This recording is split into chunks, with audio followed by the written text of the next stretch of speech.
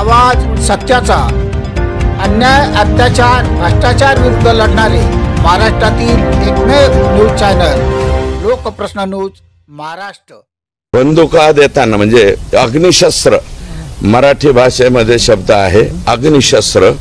हे अग्निशस्त्र परवाने जर एसपी ऑफिस आणि त्यांच्या खालचे डीवायएसपी त्यांचे पीआय हे असं काहीतरी घेऊन जर परवाने देत असतील तर मला वाटतं महाराष्ट्रामध्ये तुम्ही जे बिहार म्हणता, बिहारच्या पुढचं काबुलिस्तान का काय ते आहे, हे व्हायची पाळी बीड जिल्ह्यामध्ये आली।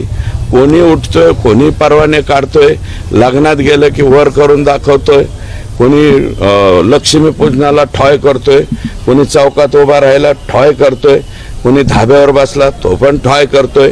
तर हे ठॉय जे आहे बीड जिल्ह्यातलं हे लवकरात लवकर जिल्हाधिकाऱ्यांनी संपवावं।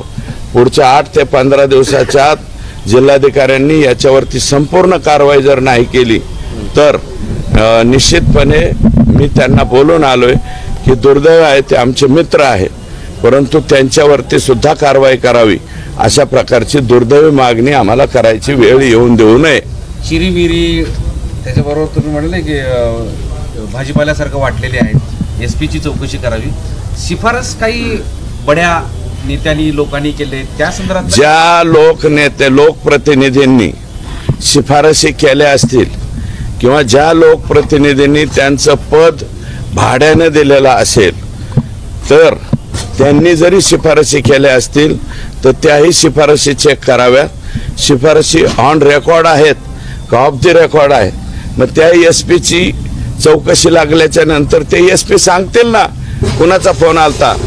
माझा फोन आला असेल ना एखाद्या वेळेस सुरेश धसचा, तर सुरेश धस वरती सुद्धा कारवाई झाली पाहिजे। पण मी एक नम्रपणे सांगतो, माझ्या लाईफमध्ये मी स्वतःलाच ते बंदूक मागितलेले नाही, तर मी इतरांना कोणाला द्यायला माझ्याकडे यायचे लाडा बरेच जण आलते मला पिस्तूल पाहिजे मी उठीतून मी माझ्या आयुष्यामध्ये 2 का काय शिफारशी केलेल्या आहेत, त्या बी 12 बोरच्या।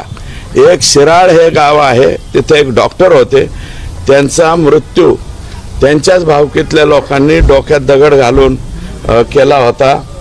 तर त्याच्या वडिलांना मी एक बंदूक मिळवून दिलती आणि आणखी एक कोणती तर माझ्या लक्षात नाही, पण ते 12 बोरचं लायसन एखाद्या लांब वस्तीवरती कुटुंब राहतंय आणि त्याला जंगली श्वापदांचा काही भीती वाटते म्हणून ती एक परवानगी मी दिलती। 2 अण्णा पण लायसन्सचे रिव्हॉल्वर तुम्ही पकडू शकता, इलिगल वेपन्स त्याच्यापेक्षा 4 पटीने 5 पटीने आहेत, त्याच्यासाठी काय मोम केली पाहिजे? कारण अनेक लोकांचे सोशल मीडियाला फोटो आहेत, त्यांचे लायसन्सच नाहीत पण त्यांच्या नवीन एसपी आलेले आहेत, त्यांनी याच्यावरती कारवाई चालू केली असं मला वाटतं।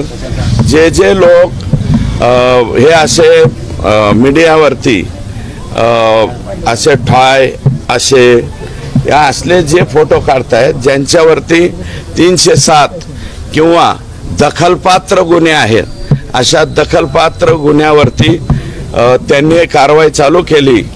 अतिशय त्या बाबतीमध्ये आनंदाची बाब आहे आणि त्यांनी ह्या कारवाया लवकरात लवकर कराव्यात अशा प्रकारची माझी सुद्धा विनंती आहे।